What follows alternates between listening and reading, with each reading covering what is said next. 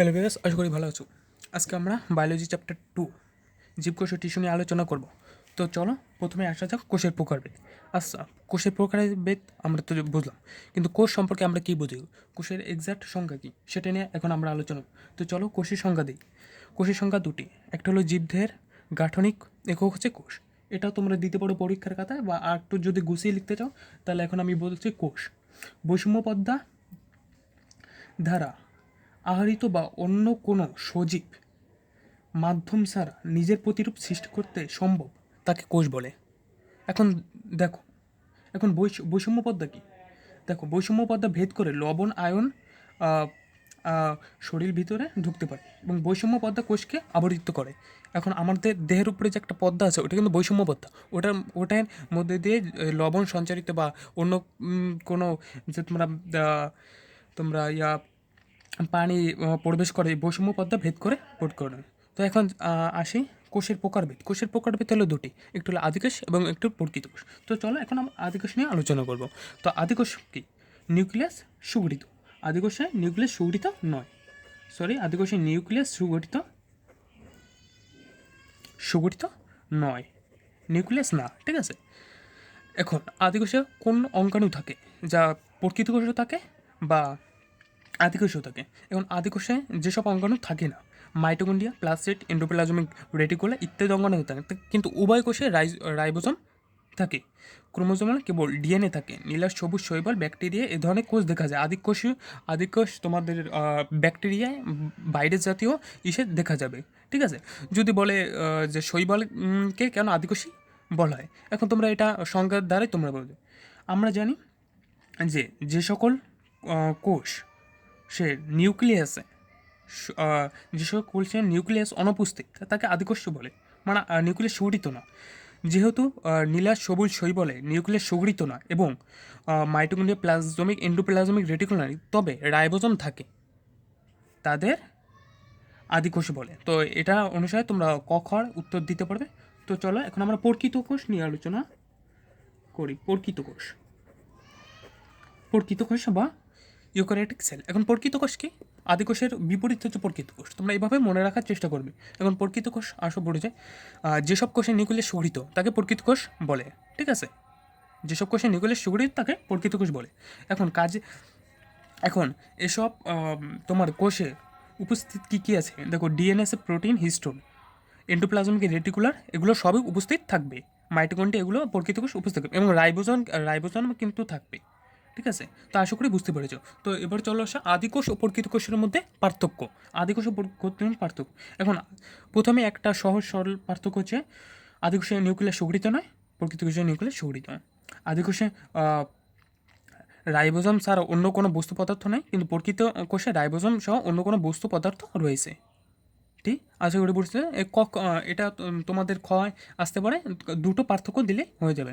তো আশা করি বুঝতে পেরেছ। তো চলো এখন আমরা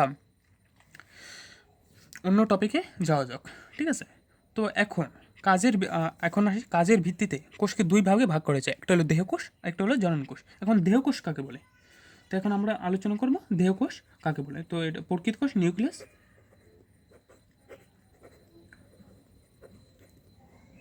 সুগঠিত সুগঠিত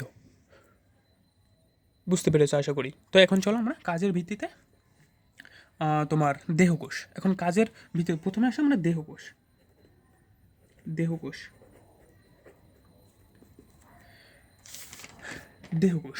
এখন দেহকোষের সংজ্ঞা নিয়ে এখন আমরা আলোচনা করব। তো এখন দেহকোষ কাকে বলে? যে কোষ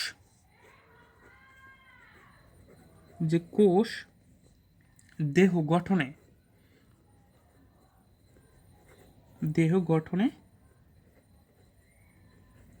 অংশ নেয় তাকে দেহকোষ বলে, ঠিক আছে। তাকে দেহকোষ বলে।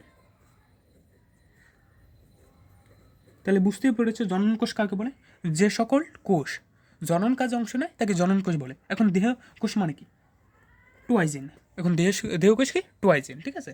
এখন টুয়াইজেন দেখো, দেহকোষ টুয়াইজেন। এখন এটাকে যদি তুমি কি করো, সেট করো, ঠিক আছে, এটাকে যদি তুমি সেট করো এটা তুমি পাবে কি, দুটোই কিন্তু টুয়াইজেন পাবে, কারণ এটা দেহকোষ, এটা কি দেহকোষ, এটা তুমি সেট করলে দুটোই টুয়াইজেন পাবে। এখন আসি জনন কোষ নিয়ে আলোচনা করা যাক। ঠিক আছে, তো এর আগে আরেকটা কথা বলে নেওয়া ভালো। দেখো, টু এন বিশিষ্ট কোষ, দেহকোষ, সব দেহে কোষ থাকে এবং এটা জনন কোষ তৈরি করে।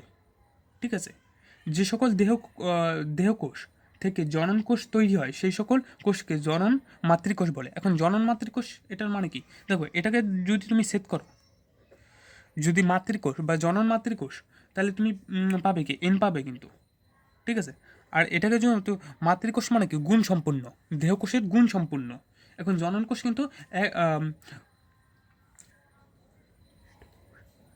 ঠিক আছে, আশা করি বুঝতে পেরেছ। তো চলো দেহকোষ ও জনন কোষের মধ্যে পার্থক্য নিয়ে এখন আমরা আলোচনা করব। তো প্রথমে আমরা পার্থক্য নিয়ে আলোচনা করি। প্রথমে তোমরা সংজ্ঞাটা দিয়ে পার্থক্য দেওয়ার চেষ্টা করবে, জনন কোষ। ঠিক আছে,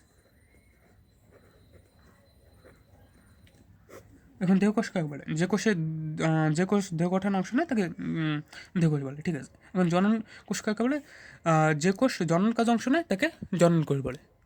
তো এখন আসি, আমরা আর দু চারটি সংজ্ঞা নিয়ে আলোচনা করবো। তো চলো শুরু করা যাক। দেখো, দেহকোষের মধ্যে টুয়াইজেন বিশিষ্ট ক্রোমোজোম থাকে, জনন কোষের মধ্যে এন সংখ্যক বিশিষ্ট ক্রোমোজোম থাকে। এই টুয়াইজেন বিশিষ্ট ক্রোমোজোম থাকবে, আর জনন কোষের মধ্যে এন সংখ্যক বিশিষ্ট কোনো ক্রোমোজোম থাকবে। ঠিক আছে,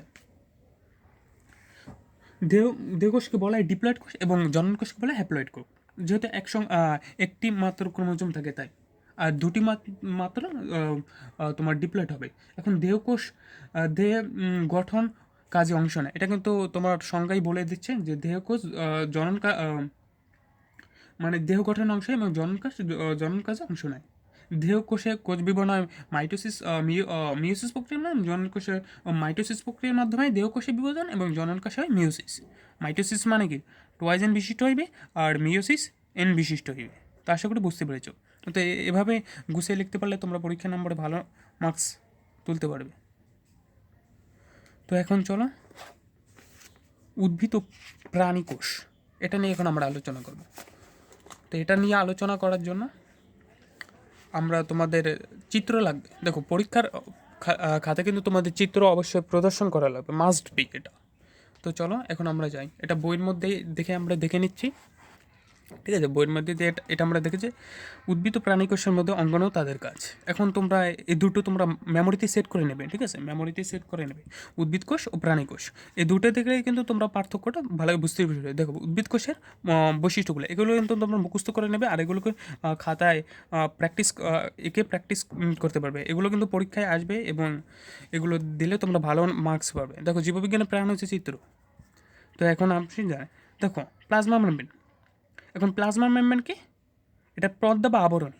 সাইটোপ্লাজম ধাতুর, এটা সাইটোপ্লাজম, মিশ্র এন্ডোপ্লাজমিক ব্যাকটেরিয়া, অমিশ্র এন্ডোপ্লাজম এবং নিউক্লিয়াস রন্ধ্র, নিউক্লিয়াস সিল্লি, এগুলো তোমরা পড়লেই আশা করি পারবে। এখন আমরা পার্থক্য নিয়ে আলোচনা করবো। তো চলো এখন পার্থক্য তোমাদের চিত্র সময় বুঝিয়ে দিচ্ছি। এখন পার্থক্যটাকে, এখন পার্থক্যটা দেখো তোমরা, প্রাণীকোষ এবং উদ্ভিদ কোষ। প্রাণীকোষে নিউক্লিয়াসটা কি মাঝখানে, আর উদ্ভিদ কোষে নিউক্লিয়াসটা কি এক পাশে। ঠিক আছে,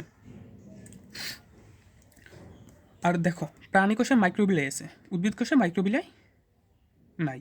এই দুটো হলো তোমাদের কি পার্থক্য। এছাড়াও প্রাণীকোষে মাইটোকন্ড্রিয়া আছে, কিন্তু উদ্ভিদ কোষে মাইটোকন্ড্রিয়া আছে। এটা কোনো কিছু না, এটা না বললেও হবে।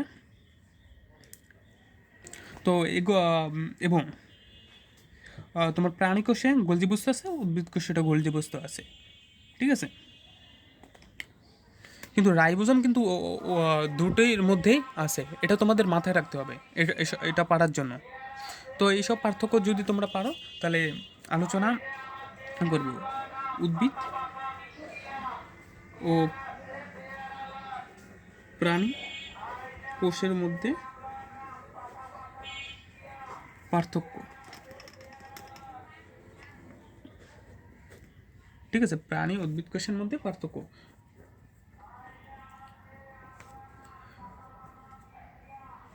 তো আশা করি এটা তোমরা বাসায় হোমওয়ার্ক করে নেবে। তো আশা করি ভিডিওটা বুঝতে পেরেছো। ভিডিওটা যদি বুঝে থাকবে তো অবশ্যই চ্যানেলটি সাবস্ক্রাইব করে আমাদের পাশে থাকবে, আর বন্ধুদের মাঝে মেনশন করে দেবে, সবাইকে দেখার সুযোগ করবে। তো আজকে তোমার একটি ভিডিও, পরবর্তী ভিডিওতে আমরা এটার জীবকোষের টিস্যু পার্ট 2 নিয়ে আলোচনা করবো। এটা হলো পার্ট 1, ঠিক আছে, পার্ট 1। এর পরবর্তী পার্ট 2। পার্ট 2তে থাকবে তোমার কোষ প্রাচীরের গঠন, প্রোটোপ্লাজম, কোর ঝিল্লি, সাইটোপ্লাজম অঙ্গন, মাইট্রোকন্ড্রিয়া, এসব নিয়ে আলোচনা করবে। তো সবাই ভালো থাকবে, সুস্থ থাকবে, ধন্যবাদ।